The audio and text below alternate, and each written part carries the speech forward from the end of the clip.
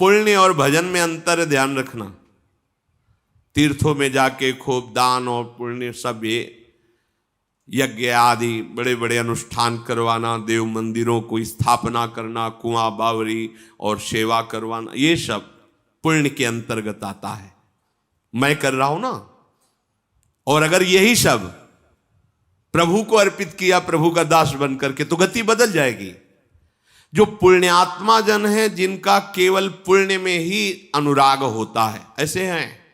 हमने देखा था कानपुर में, एक जब आश्रम में रहते थे तो गुरु आश्रम में, तो एक मैदा फैक्ट्री के बहुत बड़े, कई मैदा फैक्ट्रियां थी, पर वो पुण्यात्मा थे। देखा उनका स्वभाव देखा, वो आधा किलोमीटर दूर ही अपनी गाड़ियां खड़ी कर देते, 10 गाड़ियां उनके साथ आती थी, अंगरक्षक को सब वहीं खड़े, धोती कुर्ता गमछा, नंगे पैर आश्रम तक आना, प्रणाम करके बैठना, बिल्कुल ऐसे जैसे एक साधारण आदमी।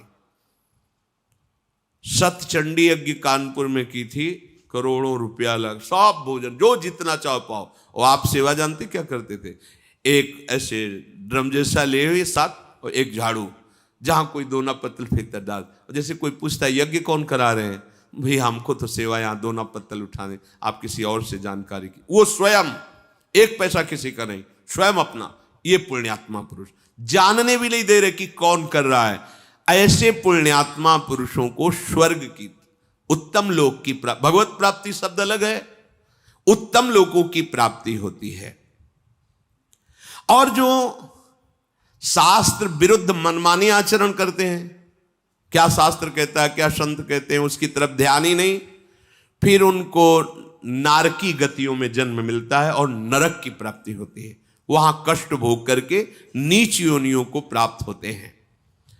और जिनसे कुछ पाप बने और कुछ पुण्य बने, उनको मनुष्य मृत्युलोक की प्राप्ति, जिसमें मनुष्य योनि, ये दोनों से मिश्रित है, पाप और पुण्य दोनों से मिश्रित शरीर की रचना होती है। जो आलस्य और प्रमाद का त्याग करके, किसी की हिंसा न करते हुए, अपने शास्त्र संयम के द्वारा दान और शुभ कर्म प्रभु को अर्पित करते हुए भजन करते हैं, वो भगवत प्राप्त होते हैं। 3 गतियां, और ये सबसे बिलक गति। पहली गति, जो उत्तम पुण्य कार्य ही करते रहते, पुण्य उसी का सफल है, ध्यान रखना। धर्म से कमाया हुआ और कोई जान न पावे, वो पुण्य। और जो ये प्रकाशित किया जाता है, तो 4 लोग जो उसकी बड़ाई करते हैं, वहीं उसका प्रभाव खत्म हो जाता है। इसीलिए जो चतुर सुजान दाता होते हैं, कोई जान ही ना पावे, जिसको अपने यश सुनने की अभिलाषा होती है और बड़ाई पाने की अभिलाषा होती है, सम्मान प्राप्ति, वो यहीं भोग लेता है। वो पुण्य उसको स्वर्ग ले जाने लायक नहीं रहता। स्वर्ग ले जाने वाला या उत्तम लोकों की प्राप्ति कराने वाला वो पुण्य होता है जो किया और कोई जाना नहीं। बिल्कुल, कितनी बड़ी बात है, करोड़ों अरबों रुपया लगा कि यज्ञ कर रहा हो, वो व्यक्ति स्वयं दोना पत्तल फेंक रहा है। अगर कोई पूछ दे उनसे कि यज्ञ कौन करा रहा है, तो ये कहते हैं मुझे तो ये सेवा मिली, आगे तो मैं जानता नहीं, आप किसी और से बात की। पूरा निरीक्षण, और सब उनके आदमी दैन्य हाथ जोड़े सबकी सेवा में, और वो केवल दोना पत्तल भी।